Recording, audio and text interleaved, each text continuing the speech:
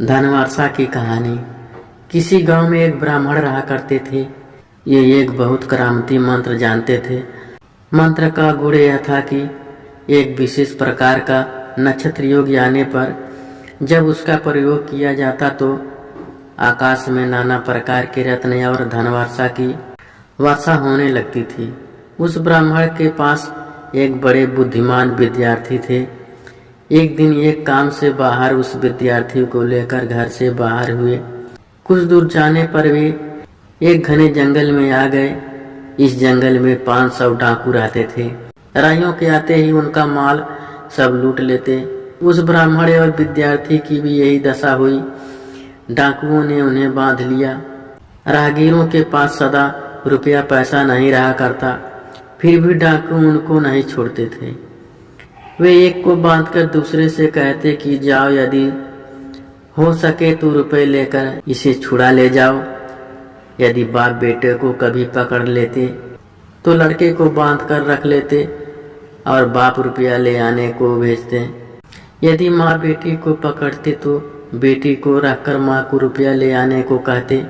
इसी तरह दो भाइयों को पकड़ते तो छोटे को रखकर बड़े को भेजते और गुरु चेला को पकड़ने पर गुरु को रखकर चेले को भेजते।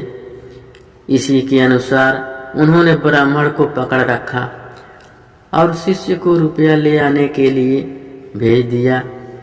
जाते समय शिष्य ने गुरु को नमस्कार करके कहा, मैं 2 दिन के भीतर ही लौटूंगा, आप डरिए मत, किंतु ये काम आपको करना होगा। आपको मैं सावधान किए जाता हूँ। आज धनवर्षा का योग है। ऐसा ना हो कि आप दुख से कातर होकर धनवर्षा करें। यदि करेंगे तो आप भी मरेंगे और ये 500 डाकू भी मरेंगे। शिष्य ऐसा कहकर रुपए के लिए घर चल दिया। संध्या समय पूरब की ओर चांद उगने लगा। ब्राह्मण ने देखा नक्षत्र योग आ रहा है। देखकर उन्होंने सोचा, अच्छा धन के लिए ही ना डाकू हमको नाना प्रकार के कष्ट दे रहे हैं। यह धनवर्षण का योग तो दिखाई देता है। मैं इतना कष्ट क्यों सहूं? मैं इसी समय मंत्र के बल से धनवर्षा बरसाकर इन्हें देकर क्यों न चला जाऊं? यही सोचकर उन्होंने कहा, क्यों जी, तुम लोगों ने मुझे क्यों पकड़ रखा है? कहना व्यर्थ है, उन्होंने जवाब दिया, धन के लिए।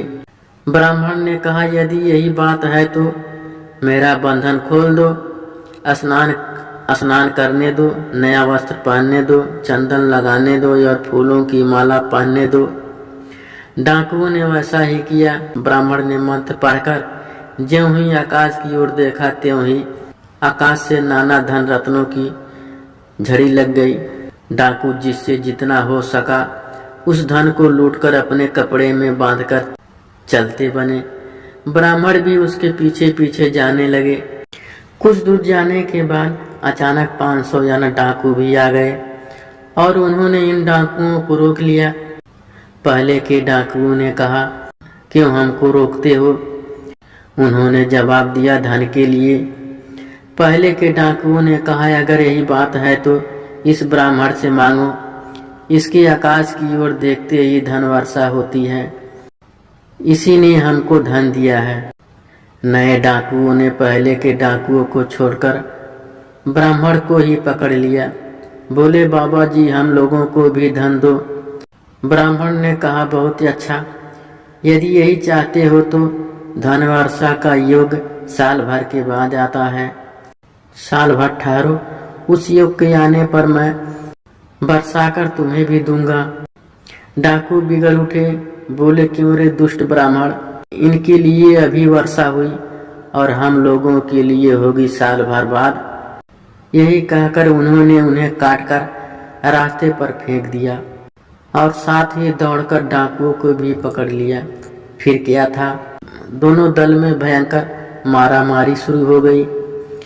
कितने ही मरे, कितने ही बचे। जो बचे उनमें फिर गोलमाल शुरू हुआ। इस प्रकार अंत में सिर्फ 2 आदमी बच गए और शेष अभी मारकाट में समाप्त हो गए। बचे हुए आदमी सारा धन रत्न लेकर जाते जाते एक गांव के पास आए। वहां उन्होंने एक वृक्ष के नीचे रुपए को छिपा रखा उसमें से एक तलवार लेकर ब्रिज पर चढ़ गया और पहरा देने लगा। दूसरा खाने को भात लेने के लिए गांव में गया। तलवार लेकर पहरा देने वाले ने सोचा कि अगर वह लौटकर आएगा तो इस धन को 2 हिस्सों में बांटना पड़ेगा। यह सोचकर उसने तलवार को संभाल कर पकड़ लिया और उनके आने की राह देखने लगा। जो गांव में भात लेने गया वह भी सोचने लगा कि यदि वह जीता रहेगा तो आधा हिस्सा ले लेगा। इस भात में विष मिलाकर यदि उसे खिलाया जाए तो वह खाते ही मर जाएगा और रुपया सारा का सारा मेरा होगा। यही सोचकर खुद तो उसने आधा खा लिया और बाकी में विष मिलाकर ले आया। पहला आदमी पहले से ही सज धज कर बैठा था। दूसरे के आते ही तलवार से उसके 2 टुकड़े कर एक गुप्त स्थान पर फेंक दिया। फिर खुद भी विष वाला भात खाकर मर गया। इधर गुरु को छुड़ाने के लिए शिष्य रुपया पैसा लेकर 2 दिन के भीतर ही आ पहुंचे। आकर देखा गुरु वहां नहीं है और धन रत्न चारों ओर बिखरा पड़ा है। वे समझ गए कि गुरु ने उनकी बात नहीं सुनी। वे धन वर्षा करके सबके साथ स्वयं भी विष नष्ट हो गए।